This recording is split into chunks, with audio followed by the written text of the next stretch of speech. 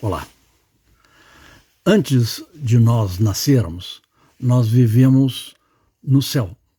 Nós temos uma vida celestial. Nós estamos em unidade com todas as coisas. Isso, em teosofia, se chama de Devachan, o local dos deuses, o local divino, o local da divindade. Quando o corpo físico morre, nós passamos primeiro por um estágio de autopurificação e depois desembocamos no Devachan. O Devachan tem duas etapas. A primeira delas é com imagens. É como se fosse um sonho do qual a gente poderia se lembrar. E depois vem o Arupa Devachan, o Devachan sem formas. É como um sono profundo em que não há nada acontecendo, vamos dizer assim, do ponto de vista visual. Isso dura uma pequena eternidade, de maneira que faz sentido a gente dizer que o céu, a vida no céu, é uma vida eterna. Mas o fato é que quando a gente nasce, a gente vai perdendo aos poucos esse sentido de unidade transcendente e divina e sagrada com todas as coisas que há. No Devachan, nós não temos cérebro, não precisamos do cérebro, porque não temos nenhuma necessidade de pensar e não sentimos que somos separados de nada. E nisso, nessa unidade transcendente, em que eu não preciso lembrar de mim como se eu fosse separado da vida, nisso consiste a felicidade espiritual.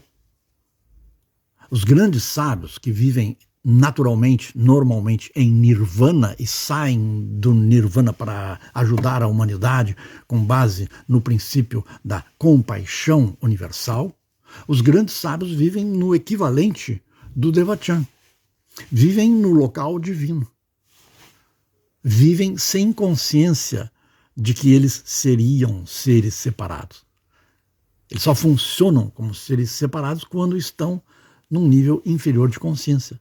E nós também podemos dizer que só funcionamos como almas espirituais quando estamos acima do mundo da separatividade.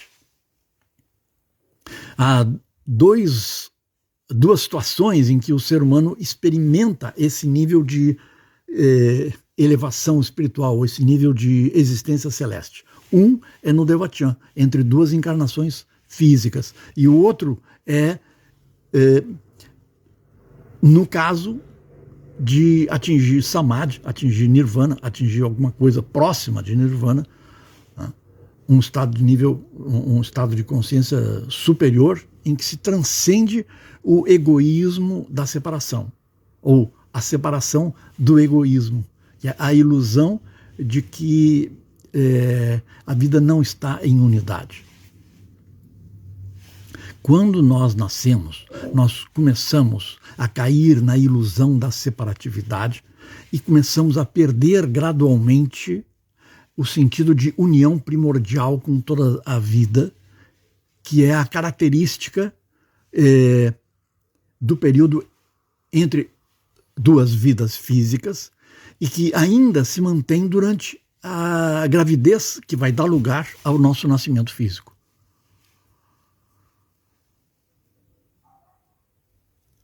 Então, a vida do feto ainda contém uma parcela muito importante de Devachan, de estado de bem-aventurança.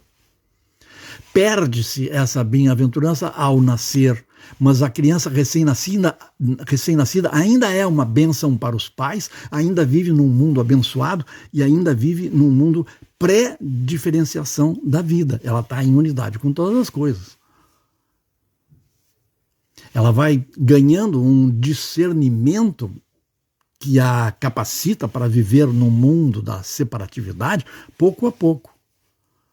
E é pouco a pouco que ela vai descobrindo a consciência da dor, do sofrimento. No entanto, ao longo da nossa vida, nós sempre vamos ter a possibilidade de nascer pela segunda vez e retomar plena consciência do nosso estado celestial de ser, do céu presente sempre na nossa alma. Essa é uma condição estabelecida por Jesus Cristo no Novo Testamento, quando é dito que o ser humano precisa nascer pela segunda vez, e a filosofia esotérica explica ser iniciado. A iniciação, a ideia de iniciação significa uma enorme expansão de consciência. O Novo Testamento diz que é preciso ser como uma criança para ter acesso ao céu. O céu são os níveis superiores de consciência. E tem que ser como uma criança que está em unidade com todos os seres para chegar lá. Uma criança é leve, ela levita acima do egocentrismo humano e voa como um pássaro e habita o céu.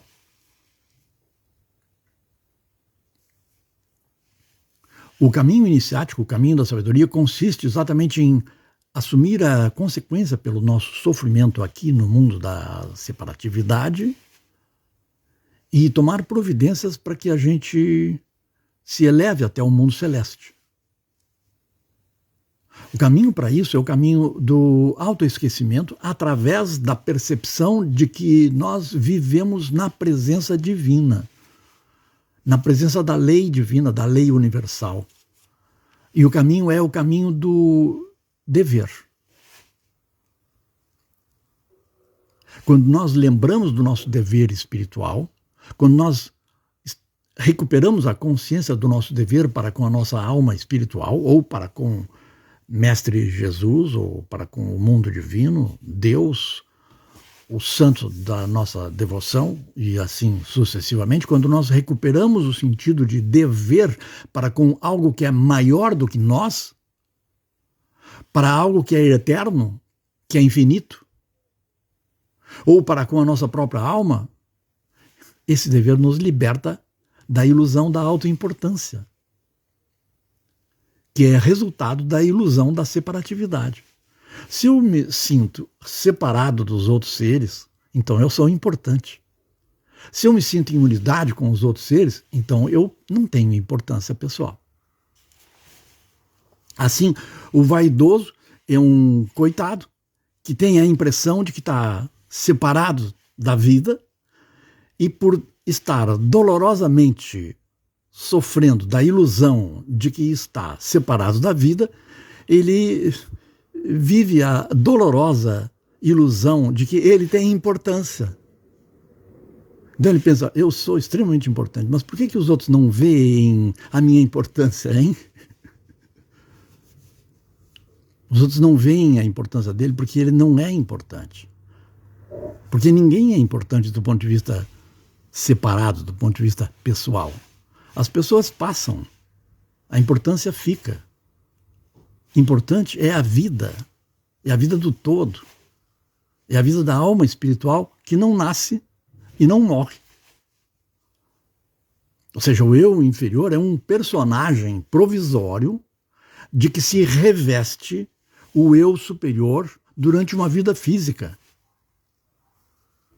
Esse personagem passa como passa uma roupa. Esse personagem chamado eu inferior é uma roupagem do eu superior. E é importante que essa roupagem externa do eu superior não pense ser muito importante.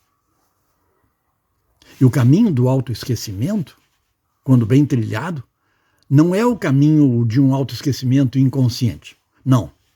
É um autoesquecimento natural que ocorre como resultado da noção de quem eu realmente sou. Se eu estou em unidade com a minha alma, eu não vou precisar ficar pensando no meu eu inferior o tempo todo. Conhecer o eu inferior é libertar-se da suposta importância dele. É perceber que ele é um instrumento. O importante não é o instrumento. O importante é a aprendizagem. O eu inferior é o instrumento da aprendizagem espiritual. A importância, entre aspas, dele vai até onde ele é útil para a aprendizagem da alma espiritual na Terra, que é o propósito de nascer. O propósito de nascer é aprender. O instrumento da aprendizagem é o eu inferior. Devemos cuidar bem do eu inferior, respeitá-lo, usá-lo de maneira sábia, de maneira que ele, como mero instrumento, como humilde instrumento, nos sirva na nossa aprendizagem como alma espiritual. Então, o caminho iniciático, o caminho da sabedoria, consiste em ter prazer na percepção da desimportância do eu inferior. Através do prazer da percepção de que o eu inferior é um grão de areia na beira do oceano da vida, nós nos identificamos com aquilo que realmente importa. E nos libertamos do sofrimento e nos libertamos da dor. A autoimportância gera sofrimento. A percepção de que nós somos humildes instrumentos da aprendizagem da nossa alma gera paz, contentamento, felicidade e produz a capacidade de viver o céu aqui na Terra.